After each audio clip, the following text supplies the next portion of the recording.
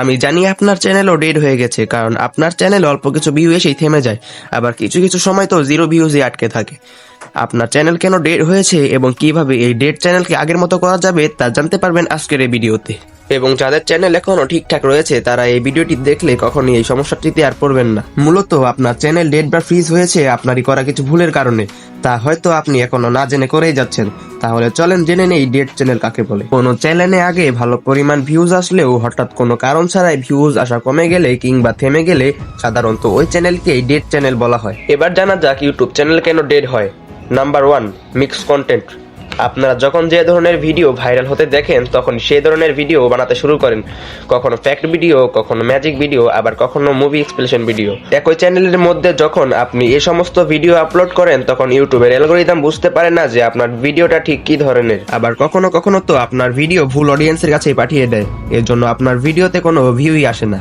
তবে একটা ভিডিও যদি ভাইরাল হয় অবশেষে তা আগের অবস্থায় ফিরে আসে। কিভাবে তা সামনে জানতে পারবেন। Number 2, video watch. ভিডিওতে ভিউ আসতে দেরি হলে অনেকে তো নিজের ভিডিও নিজেই দেখা শুরু করে দেয়, হয়তো নিজের ফোন দিয়ে, হয়তো ফ্রেন্ডদের ফোন দিয়ে, আবার হয়তো আত্মীয় স্বজনদের ফোন দিয়ে। এই কয়েকটা ভিউ আসলেও কিছুই হবে না। কিন্তু কেন আসেন জেনে নেই। ধরেন আপনি গেমিং ভিডিও বানান, কিন্তু আপনার বন্ধু হরর ভিডিও দেখতে পছন্দ করে। যখন আপনি আপনার বন্ধুর ফোন থেকে ভিডিওটি দেখবেন তখন ইউটিউব মনে করবে আপনার ভিডিওটি গেমিং দর্শকের কাছে পাঠানো উচিত। এরপরই ইউটিউব যখন আপনার ভিডিও গেমিং দর্শকের কাছে পাঠায় তখন কোনো গেমার আপনার ভিডিও দেখে না। এর জন্য ইউটিউব মনে করে আপনার ভিডিওর কোয়ালিটি হয়তো ভালো না, এর জন্য ইউটিউব আপনার চ্যানেল ফ্রিজ করে দেয়। এই একই ঘটনা তখনও ঘটে যখন আপনার ভিডিও লিংক সবার মধ্যে শেয়ার করেন। এভাবে আপনি আপনার নিজের ভিডিও নিজে দেখেই আপনার নিজের চ্যানেলকেই ডাউন করে ফেলছেন। Number 3, using hashtag. ভিডিওতে ভিউ না আসলে কিছু মানুষ মনে করে ডিসক্রিপশন বক্সে বেশি বেশি হ্যাশট্যাগ দিলে চ্যানেল তাড়াতাড়ি গ্রো করে এবং ভিডিওতে অনেক প্রচুর পরিমাণে ভিউ হয়। আর এই ভাবনা থেকেই অনেক মানুষ প্রয়োজনীয় এবং অপ্রয়োজনীয় নানা রকমের হ্যাশট্যাগ ব্যবহার করতে শুরু করে। এভাবে ভিউ তো বাড়ে না, আরো চ্যানেলের বিশাল বড় মারাত্মক একটি ক্ষতি হয়ে যায়। এবং ইউটিউব বলে রেখেছে একটি ভিডিওতে কখনোই 15টার বেশি হ্যাশট্যাগ ব্যবহার করা যাবে না। 15টার বেশি হ্যাশট্যাগ ব্যবহার করলে ইউটিউব আপনার ভিডিও স্প্যাম হিসেবে গণ্য করবে। Number 4, delete video. আজকে যদি আমরা কারো একটি ভিডিও দেখি তাহলে তার পরবর্তী আপলোড করা ভিডিও ইউটিউব আমাদের সামনে পাঠায়। আপনি কি জানেন এটা কেন হয়? কারণ ইউটিউব ভিউয়ার্সদের সকল ডাটা কালেক্ট করে রাখে। গতকাল যে আপনার ভিডিও দেখেছিল আগামীকালও আপনার ভিডিও তার সামনে পাঠানো হবে।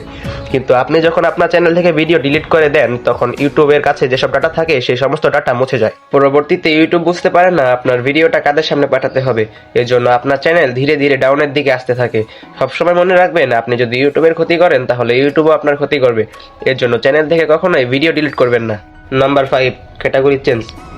আমি ইউটিউব টিপস এবং এডিটিং ভিডিও বানাই বলে আপনারা আমার ভিডিও দেখেন এবং আমাকে সাবস্ক্রাইব করেছেন, কিন্তু কি হবে কাল থেকে যদি আমার চ্যানেলে কার্টুন ভিডিও আপলোড হয়, আপনারা কি তখন আমার ভিডিও দেখবেন? উত্তর হবে অবশ্যই না, কারণ আপনারা যা জানার জন্য আমার চ্যানেল এসেছিলেন সেটা আর পাচ্ছেন না।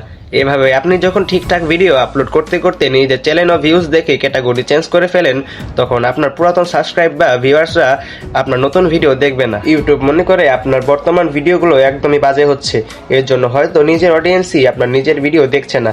আর ইউটিউব কখনোই চায় না তার দর্শকের কাছে কখনো খারাপ ভিডিও পৌঁছাক, এর জন্য ইউটিউব আপনার ভিডিও পোস্ট করাই বন্ধ করে দেয়। এভাবে আপনার চ্যানেল ডিলিট হয়ে যায়। তো গাইস, এই ছিল আজকের ভিডিও শেষ পর্যন্ত যখন এসেই পড়েছেন তখন ভিডিওতে একটি লাইক এবং চ্যানেলটি সাবস্ক্রাইব করে দিবেন। ততক্ষণে নতুন একটি ভিডিও নিয়ে হাজির হচ্ছি। আল্লাহ হাফেজ।